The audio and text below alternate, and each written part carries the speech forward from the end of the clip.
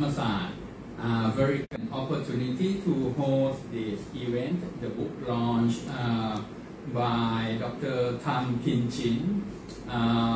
He just finished the book, very exciting and very interesting book called Nationalism and Decolonisation in Singapore.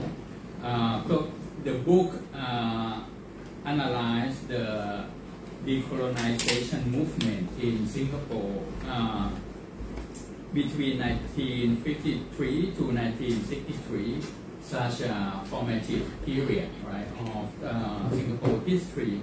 And the author, Dr. Tham Pin Chin, investigate and deeply into the issues of race, class, language, and the meaning of self-determination. So we're gonna have a presentation by Dr. Tham Pin Chin for about 45 minutes, and after that we are going to have a Q&A session. Okay, so the floor is yours. Thank you. Thank you very much, Raja. Thank you very much, Thammasat, for hosting me. Thank you all of you for coming here today. If you haven't done the quiz, please go ahead and start. It's only 20 questions, and hopefully it'll be very interesting. I haven't tried this quiz before in Thailand, but hopefully it'll be very interesting. Okay, so again, thank you all for coming here today. I'm going to be talking about Singapore's history and the history of our decolonisation. And in the history of our decolonisation, if you're, I'm going to assume you're not all familiar with Singapore, but the disagreements of the conflicts of our history in the 1950s during our decolonisation are presented very much in a very simplistic Cold War way, right? As a battle between capitalism and communism, with one side fighting for a capitalist, multi-ethnic Singapore, aka the good guys, and one side fighting for a communist and ethnic chauvinist state, aka the bad guys. Now, for those of you familiar with the history of Southeast Asia, of course, you'll know that this is a common narrative throughout Southeast Asia, for Indonesia, for Malaysia, for the Philippines, for Brunei, and I think also here in Thailand. Your history of the Cold War, of decolonization, of the struggles of the 50s and 60s are presented very much in this very dichotomous way, very simplified way, where you have capitalism on one side and communism on the other side. The problem is, of course, like in many states, in Singapore, in most of Southeast Asia, this is a far too simplified narrative of events. It is a very much a narrative presented by the governing People's Action Party in Singapore to justify their own decisions, their own policies, their arrest and banishment of their political opponents, of left-wing leaders, their authoritarianism, right? All of this justified in the context of this conflict between capitalism and communism as part of a broader Cold War struggle. And the fundamental argument, right, in this sort of history is that it's necessary, it was necessary to build a cohesive and prosperous nation state, right? And again, you see this throughout Southeast Asia, Philippines, Indonesia, Malaysia. We had to arrest the communists so that we have prosperity today, so that we have a peaceful state today. But again, the problem is, it's a very simplistic version of history and very inaccurate, as I'll get into in a second. And the problem has also been that attempts to tell a different kind of history have been very much suppressed by these governments. In Indonesia, you still can't talk about the events of 1965, right? In Malaysia, there's all the repression and trying to tell the story of the Malayan Communist Party gets you in trouble.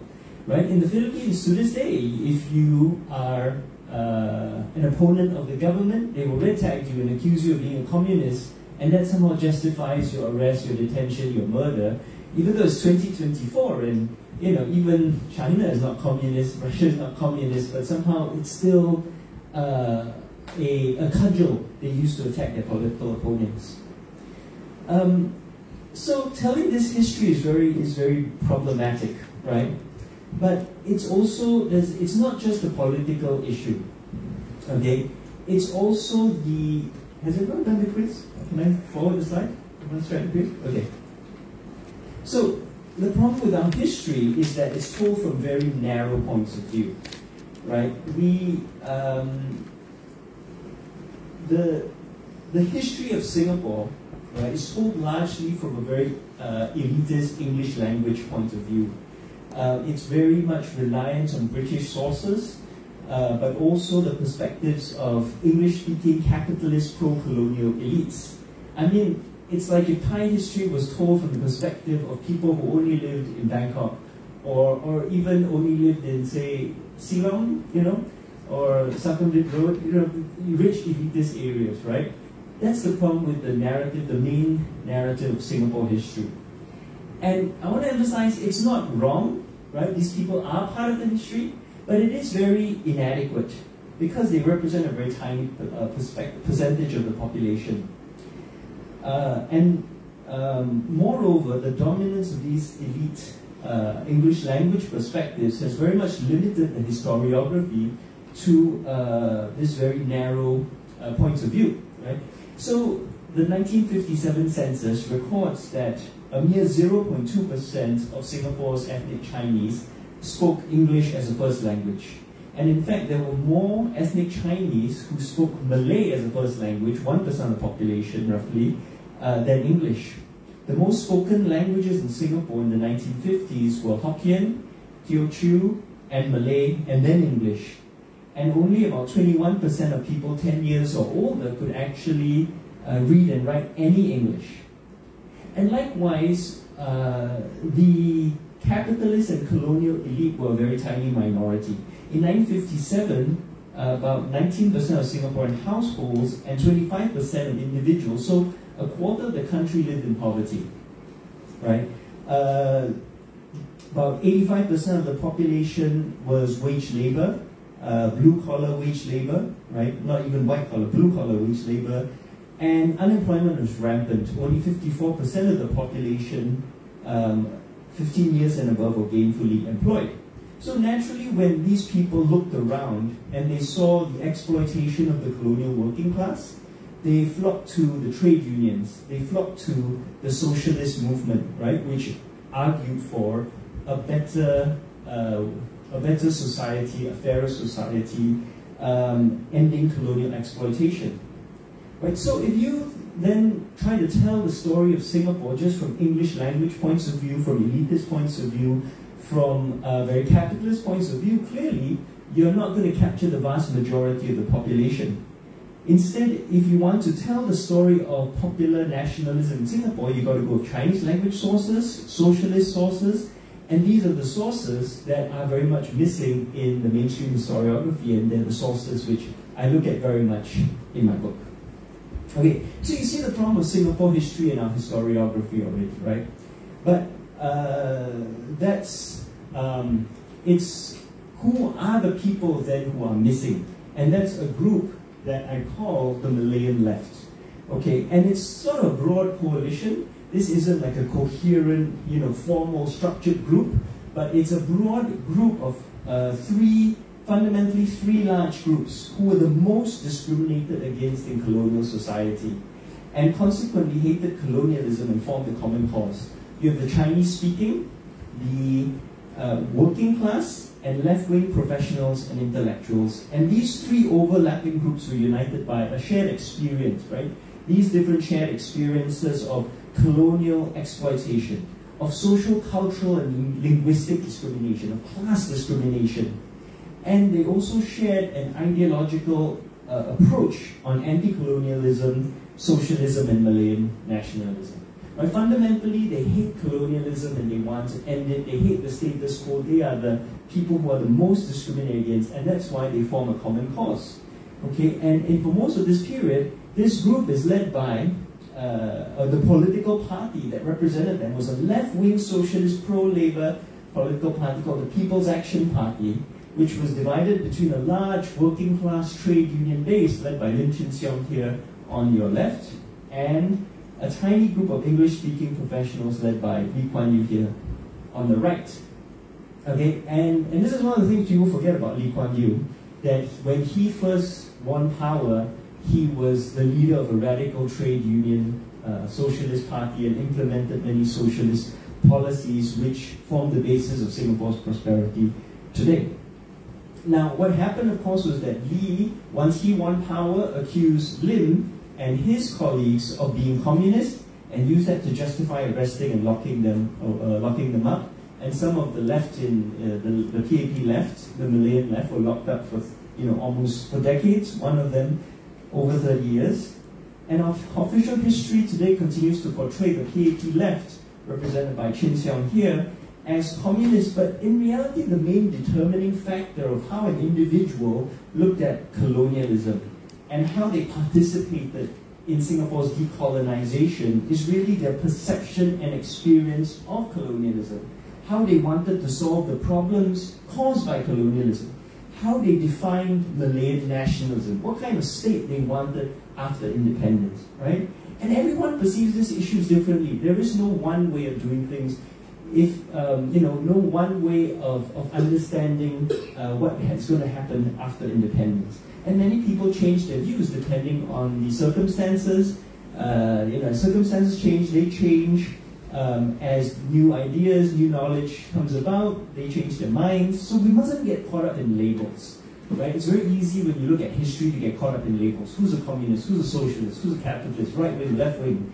But instead, we need to understand people and their views and their experiences and their perspectives. What are their values? What are their interests? Right? There's that old saying about there's no permanent friendships, only permanent interests. Right? A bit cynical, but if you think about people, right, that's what you need to focus on when you look at their perspectives in history. Now, there's one other question which some of you have already actually mentioned to me just now, but why Malayan? What is Malayan, right? There's this term Malayan that is totally absent from our political discourse today, in our history today. And in order to understand that, you need to look at a map of Malaya, the geographical Malaya, from Perlis all the way down to Singapore. You see, Singapore's decolonization was complicated by the fact that it had a family relationship with the rest of Malaya. Before World War II, people in Singapore only knew a borderless Malaya, right? And they would move up and down, and people born north of the causeway, north of the Singapore-Johor Bahru causeway, would naturally gravitate to Singapore because it was the richest and the richest city with the most opportunities. You want to get good jobs, right? If you're a worker, if you're an artist, if you are a writer, if you want to make it big, you go to the big city, right? Many of you in this room probably are not from Bangkok, or your parents are not from Bangkok, but you emigrated here in such opportunity. And that's what Singapore was to Malaya before World War II. But imagine if Bangkok is suddenly severed from the rest of the country. You'd be upset, right? You'd want to reunite Bangkok with the rest of Thailand. And that's why Singapore's decolonization, after we were partitioned from the rest of Malaya in 1946, Singapore's decolonization was not about Singapore on its own. It was about, let's reunify with our families in the rest of Malaya. My father was born in Ipoh, for example, and so the separation of Singapore, he faced a hard choice. Does he become Malaysian, or does he become Singaporean, right? So this separation of families actually gives Singapore's decolonization a very personal edge, a very personal angle, because decolonization is not just about becoming independent from the British, it's becoming independent from the British as part of a reunification with our families back in Malaya. So there's this whole different layer of decolonization that you have to grapple with when you're looking at Singapore. So Singapore's nationalist movement then is not just overwhelmingly working class, progressive, socialist, it's also Malayan in its orientation, right? And hence that's why I call them the Malayan left. And the fundamental question that they were all grappling with is, how do we solve the deep-seated problems that we collectively face and build an independent Singapore as part of Malaya. And when you break it down, these are many of the same questions. The same question that we face today, apart from the Malaya part, right? But they include questions like, what's our national identity? How do we end discrimination? How do we build a democratic society? Right? These are the same questions that many nation states today, many countries today continue to grapple with. And they're becoming more acute. Because not just in Singapore, not just here, but everywhere else in the world, everywhere in the world, right? Because these issues arise from the failures of the political arrangements that were created in the wake of decolonization. When we created, our forefathers created all these very arbitrary, random countries out of former colonies. So Myanmar, right? Palestine, India, these are just random territories united because they were conquered by the British. But at the moment of decolonization, suddenly you need to hand over power to these people and justify the borders. Why should Myanmar's borders be what it is? Why should Thailand's borders be what it is? Why is Malaysia and Thailand already this arbitrary line, right, between Perlis and Thailand? Why is the line there, right? Why is there an arbitrary division between Singapore and Johor? But more broadly, right, you think of the Middle East and some really strange straight lines. You think about India, Pakistan, Bangladesh, Kashmir. These are very arbitrary pieces of land that sometimes the person who drew the boundary between India and Pakistan had never even visited South Asia, right? But you need to justify their existence. So suddenly you must have a nation. You must create a nation. You must have a national identity where one didn't exist before, right? None of these are even these bigger identities that we think about, Chinese, right, Indian, these didn't exist till the colonial encounter. So you need to create these identities to justify the political units created by colonialism. But today, especially in a post-Cold War world, the contradictions inherent in these invented identities have broken down and they're driving conflicts. People are literally killing each other in Myanmar right now, in Palestine, in Ukraine, and justifying it by saying they don't belong to our national identity, right? This issue of who belongs, right, is driving genocide, has driven genocide throughout the 20th century. So it's easy for all you to say you're Thai, but what does that actually mean? Can you all your millions of people in your country agree what it means? No, it's not possible. And so what happens to people who don't fit in, who don't agree with that definition? What happens to them? Where is their voice in your system, right? So for Singapore, our nationalists agreed, okay, Singapore would be a Malayan country, right? Malayan socialist country. Actually, vast majority of people agreed with that in 1957. But no one could agree on what actually that means. What is Malayan? What is socialist? We had no sense of our own self as an independent country, only a sense of Singapore as a British colony, right? Since 1819 until 1959. There's no one living who has any sense of what Singapore was before the British. Living memory was just British. So, as independence approached, then you see the fundamental questions that arise that shape the political discourse and what they're going to be like. Questions like, what is our national identity? Okay, so if we're going to be Malayan, right? Does that mean we're a Malay country? Or does that mean we're a Malayan country? Does that mean we're a multiracial country? A multi-ethnic country? Right? People disagree. What language do we use? That was a contentious issue. What language do we use? There's no native language in Singapore, right? The majority of people are Chinese, or Chinese was by far the most common language, but it was not the native language, right? What language do we teach our children? What language should be the national language? And then what kind of society do we want? Do we preserve the same fundamental structure that has already existed under colonialism? But isn't that discriminatory? So, okay, we want a new structure, but what should that new structure be? Again, no one could agree. Do we aim to end all discrimination and exploitation and strive for equality and justice among all our people? And if so, how do we achieve this? Do we gradually introduce new laws, new regulations, right, to slowly transform Singapore over time? Or do we do a big bang, sweep away the old colonial establishment, all the old rules, and just introduce a whole new set of rules and force that through right away? You see how this would be very controversial, and there will be definite people on all these different sides of the argument. So these are the questions which shaped Singapore in the 50s and 60s. How do you change? How do you create change? How fast do you want to have change? What change do you want to create? And why? That's what these conflicts were about. And these conflicts, I argue, stem from four big schisms in Singapore society: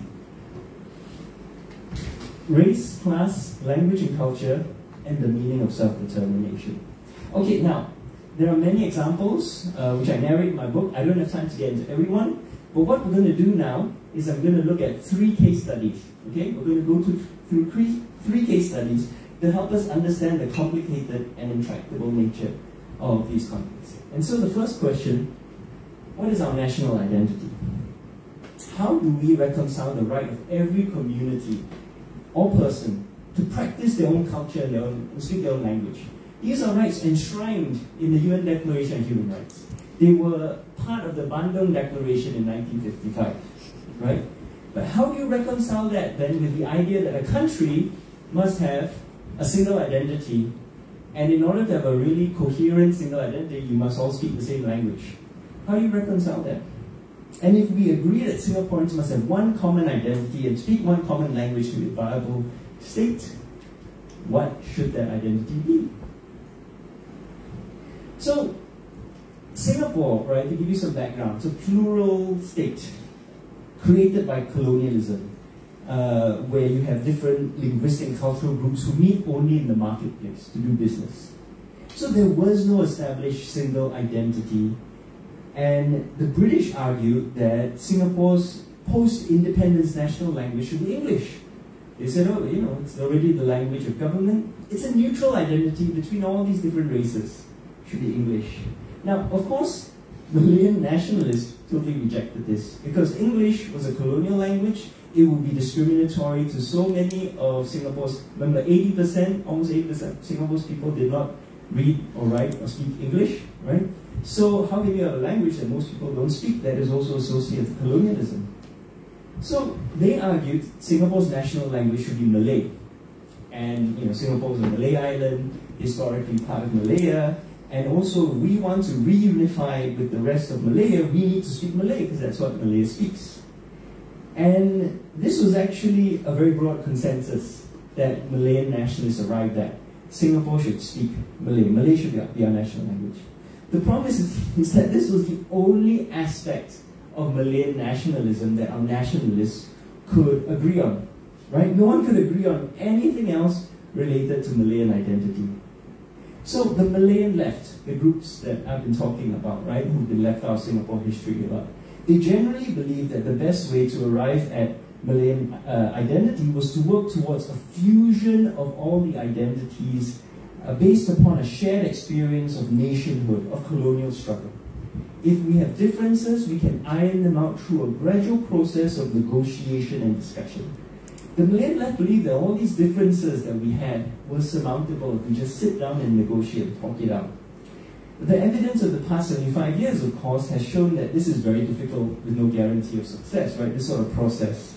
For every Indonesia or the Philippines, where you kind of have this national identity that's been created that, you know, is a supra-identity over all the ethnic identities, you have places where you have complete failures at building a national identity, places such as Yugoslavia, right? Or Myanmar, right? Places which have torn themselves apart over the question of contested nationalism. Okay, but what's the alternative, right? You think about it. The Malayan left say, okay, fusion, negotiate. What is their alternative to that? That's the only position they can actually take politically. The alternatives are politically unpalatable. If we argue that, say, Malayan identity should be majority-driven, then we're arguing for the tyranny of the majority, which was not acceptable to the Malayan left, but which would also lead to a Chinese-based identity, which would make it then very hard for Singapore to reunify with Malaya, which was very much a Malay-driven polity, right? So, if you, on the other hand, you say that, okay, Malayan identity should be Malay, or based on any ethnic group, then again, you're privileging a certain ethnic group, right? Every other ethnic group that isn't that group would be discriminated against. So, politically then, what can you do if you're a Malayan nationalist, if you're a socialist? The only position you can actually take politically is to argue for fusion, a negotiated fusion. But of course, the right, and in particular, the Lee Kuan Yew-led group, argued against the fusion, right? They said, yes, we must have a multi-ethnic identity, but fusion is going to take way too long. You're going to sit people down, they're going to talk about their differences, they're going to talk about it for decades and never come up with a solution. Right? People like that, people will disagree. So what we need is a strong state. What we need is for the state to impose an identity on people, to make a decision. It will be fast, it will be clean, right? If you get people to sit down and talk about their differences, the risk is those differences will only increase. They'll start fighting each other, they'll start disagreeing, right? Their position was talking about the issues will actually make the racial issues worse. So, strong state solution, impose an identity. This is the fastest, most effective, most guaranteed to succeed, least likely to inflame tensions, they argue. And of course, the Malayan left were horrified by this, right? They argued that imposing an identity is akin to, is itself a form of colonialism, right? What about all those people who disagree with that identity, who don't fit into that identity? That's colonialism. So, that's colonialism, and inevitably a state-imposed identity would favor the culture of the elites, of the people who come up with the identity, would be discriminatory. And this was a huge question, really tore the decolonization movement apart. Right? And it explains, for example, why the three leading Indians of the Malayan left ended up on different sides. Right? These three men, very similar to each other, highly educated, went to university, right? All socialists. And yet, Woodhull, right, would agree with the Malayan left because we as a people have to fight for the ideal of a multi-ethnic state and establish the principle of equality, even if we inevitably fall short. Right? That's him in the center. Devon Nair, on the other hand, on the right, agreed with Lee Kuan Yew and said, look, fusion is just going to lead to Chinese dominance. There is no such thing as true fusion. So we must have a strong state solution. And James Puducherry over here, next to Chin Seong, sees both points of view. He says, yes, fusion is next to impossible, but imposing an identity is colonialist. So he tried very hard to bridge the differences. So this, in a nutshell, right, explains to you the difficulty of coming up with a national identity. Because you have these three men, similar backgrounds, intellectuals, university graduates, labor movement, socialists, and yet they arrive at very different positions and points of view on the same issue. And this issue continues to be very difficult today. Okay, so this is where I turn it over to all of you. Remember that little quiz we did at the beginning? Let's see what all of you said. Right. So these are the questions I asked you, right? And these are your answers. This is the most fun part of any talk. Where's the mouse?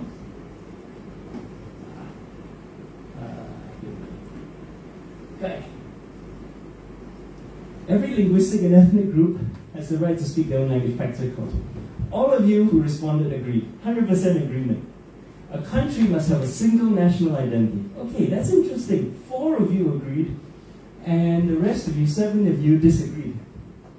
Okay, usually, this is the first time this has happened. Every other talk I've given, a majority of people agree with the left and agree with the right. Right? But those of you who agree, do you realize these are opposing? You can't really have both. Right? So the 4 of you who agreed on the right, how do you reconcile this? Okay. So a country's national identity should be based on a fusion. 10 of you agree. But creating a neutral national identity based on a fusion is impossible because certain groups are often dominated. 9 of you agree. So you see again, right? Exactly, the 11 of you who filled this out have managed to contradict yourselves right here. You say it should be a fusion, but you agree a fusion is impossible. Right? So, if all of you, you're university students and graduates, right? You're highly educated. You're the smartest people in the country. You can't even reconcile this in your own head.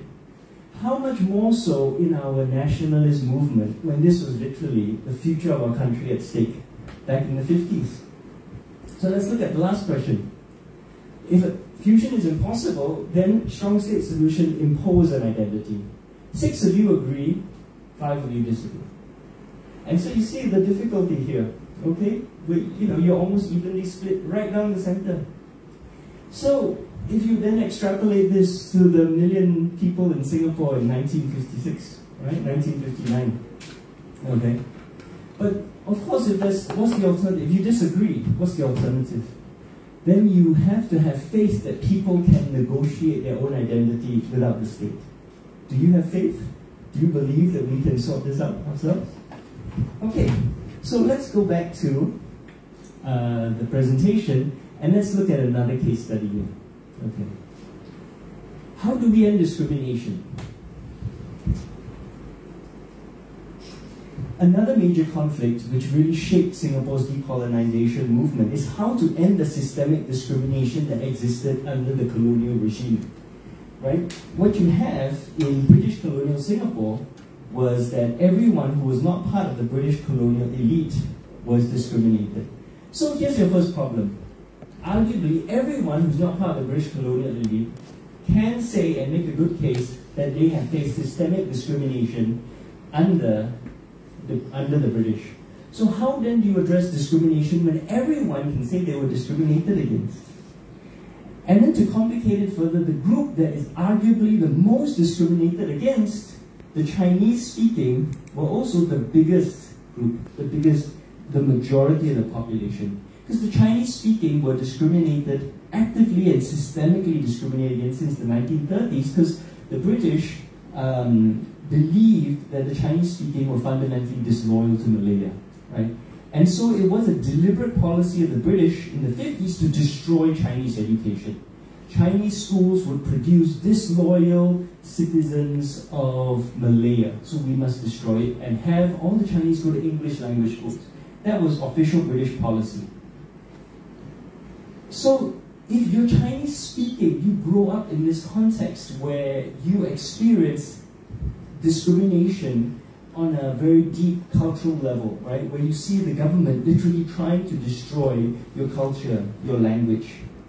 And this issue then catalyzes the Chinese-speaking community, 70% of the population, and brings them into the anti-colonial movement. And a major catalyzing event for the Chinese-speaking community was the founding of their own private university, Nanyang University, Nanta. To a large part because the University of Malaya was very discriminatory towards those with Chinese language education. Right? If you graduate from a Chinese language middle school, UM would discriminate very much against you and would not recognize your certificate. So for the Chinese speaking then, what is ending colonialism? What is anti-colonialism? It means ending discrimination against Chinese language and culture, right? Makes sense, right? On the face of this seems very straightforward. The Chinese speaking, they said, we're not asking for special treatment. We just want equality. We want equality for our language and culture and an end to discrimination. But for all the other ethnic and linguistic communities, they said no. Because equality for the Chinese, because the Chinese are numerically so much bigger, economically so much richer, equality for the Chinese would lead automatically to dominance by the Chinese. So the other ethnic and linguistic groups said, if you want fairness, if you want an end to discrimination, if you want equity for all of Singapore's people, you have to give our languages an advantage against the Chinese language. Now naturally, if you're Chinese speaking, that is a non-starter. Because you have just spent decades being discriminated against by the colonial government. Now you're saying, when we become independent, my language must be discriminated against some more in order to have fairness? That we have to advantage all the other languages? No, right? Obviously, you don't want that. But again, what's the alternative?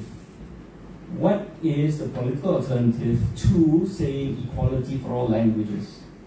Because, you see, the Chinese community leaders understood what it meant to be discriminated against, and they didn't want to perpetuate that, right?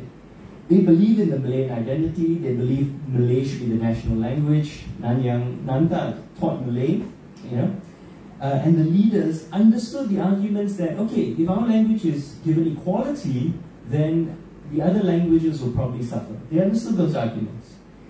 But if they accept then that their language should be discriminated against in favor of Malay and Tamil and other languages, if you give these other languages advantages for the sake of equity, that's a slippery slope. Because if you break from the principle of saying complete equality, if you accept that discrimination can be tolerated in some circumstances, next thing you know, you're saying discrimination is a good thing in certain circumstances. Next thing you know, you're saying discrimination is something that we must have for a good society, and you're locking the Chinese into a state of perpetual discrimination and exploitation.